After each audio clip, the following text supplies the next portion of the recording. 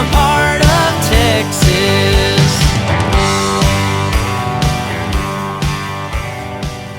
Good morning.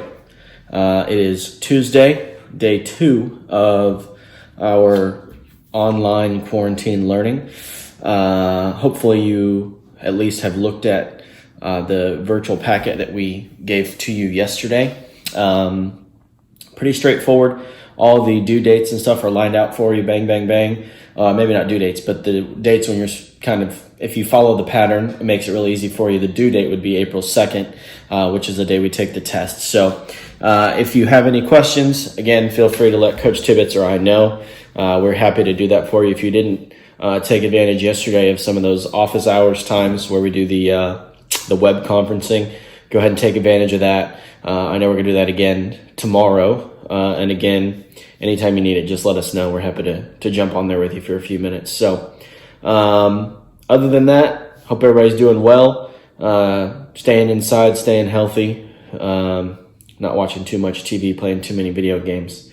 I know it's hard at a time like this, but we will get through this together and, learn some stuff along the way. So here we go. Let's dive into the notes here. What I want you to do is just follow along and then take some notes if you want, jot some stuff down if you want, have your questions up if you want, however you want to do this. So in the start of the Civil War in 1861, Native Americans had pretty much been removed completely from East Texas.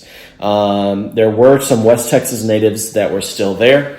And like we've talked about for the last 150 years of Texas history, fighting with settlers to keep their land and keep the Texans or Anglos out of West Texas. So during the Civil War, troops were removed from Texas to fight in the East. That left these settlements or the home front vulnerable to attacks by these remaining Native Americans.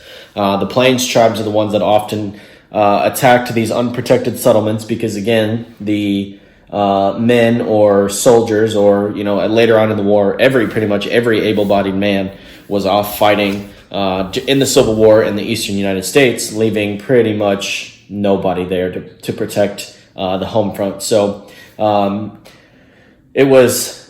the attacks were not few and far between, okay? They were pretty often, and it was just kind of a bloody, nasty situation. So many settlers along the frontier were forced to abandon their homes and move east to safer areas where natives had pretty much already been eradicated.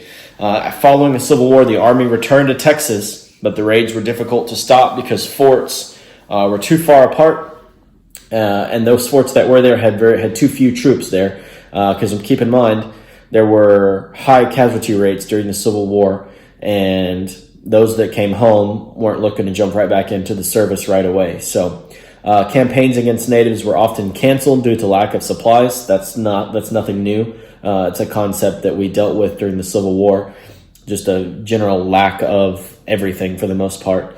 Army officers were not trained in frontier warfare and were at a disadvantage. This is a completely different kind of war than we've seen yet. We're on the home front, on the open plains. This isn't, fighting in the marshes and the bayous in the eastern United States. So it's new for some of these guys, and it proved difficult. So natives had the advantage in weaponry. Soldiers using muzzle-loading guns needed 20 seconds to reload after each shot.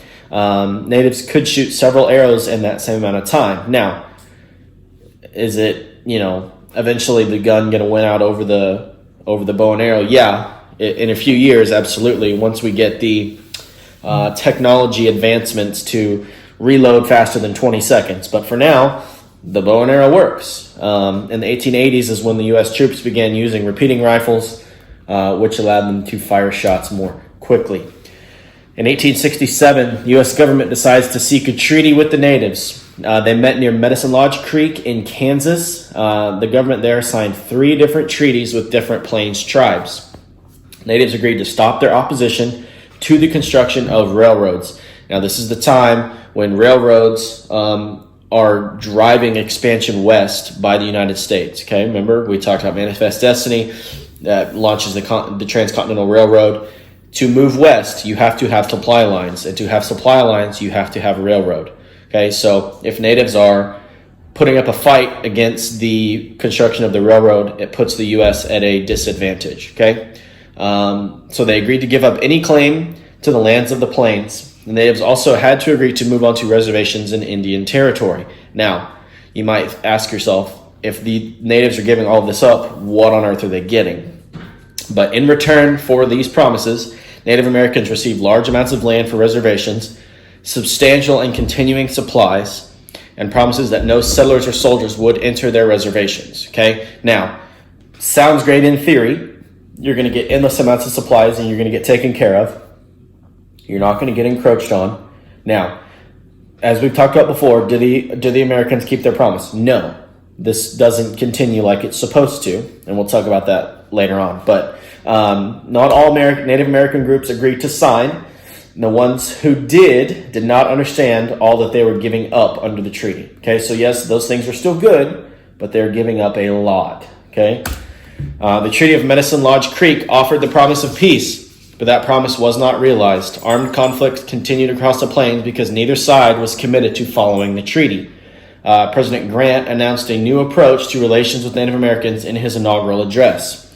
Grant tried to remove corrupt federal agents and put the Army in charge. Congress prohibited this action, so Grant put church groups in charge of reservations.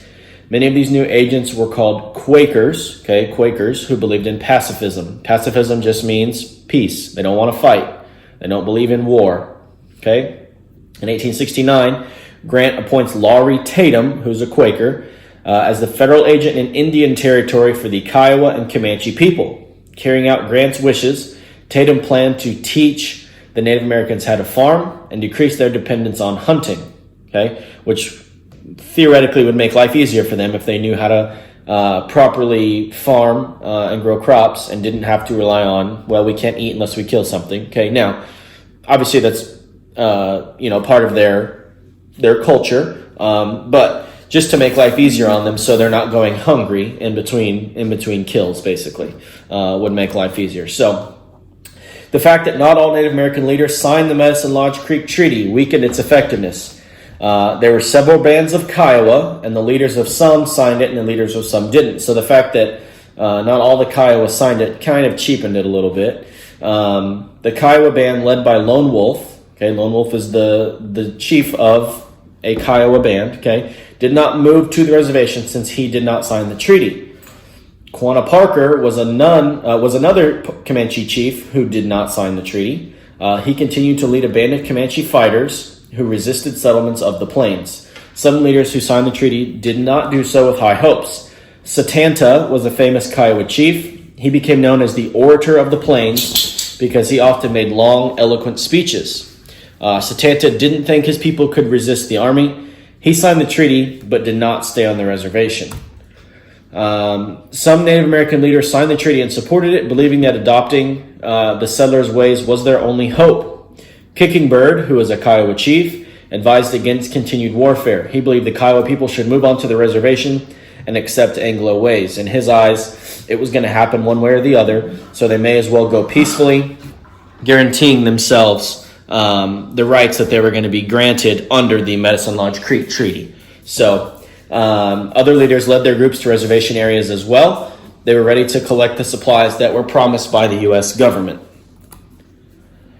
In the end, neither side would live up to the terms of the Medicine Lodge Treaty. Bands of Comanche, Kiowa, and Apache continued to roam the plains, trying to live as they always had. Soon they would begin to raid settlements outside the protection of the forts, breaking the treaty, breaking their promises. Now, the U.S. government also broke their promises. They did very little to prevent soldiers and settlers from entering reservations. They didn't prosecute outlaws who stole goods or sold liquor on the reservations. And due to disagreements in Congress, the supplies promised for the reservations were not delivered on time. Shortages of food and provisions led to hunger and disease among the natives. The fragile peace that the treaty created soon gave way to chaos. Okay, so that's all the notes for 18.1. Now you should be able to answer those questions. And if you have any questions about I don't understand this question. I don't know what this means. Can you clarify this in the notes? Perfect. Shoot me an email, shoot Coach Hibbets an email, message on Canvas, whatever. We will get back to you and get that answered for you. Sorry, my dogs are going crazy. We will make sure that gets answered for you. We are happy to help in any way about that. So that's it for today. We will be back on Thursday with the notes for 18.2. But for now, take it easy, answer those questions. Take care of yourselves. We miss you. We love you. And we'll see you soon.